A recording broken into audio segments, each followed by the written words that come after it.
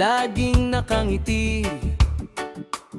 Sa bawat kliyente may pusong mabuti, ahenteng maaasahan sa oras ng pangangailangan. Good vibes lang palagi ang kanyang sandalan. Araw-araw na laban, hindi niya sinusukuan.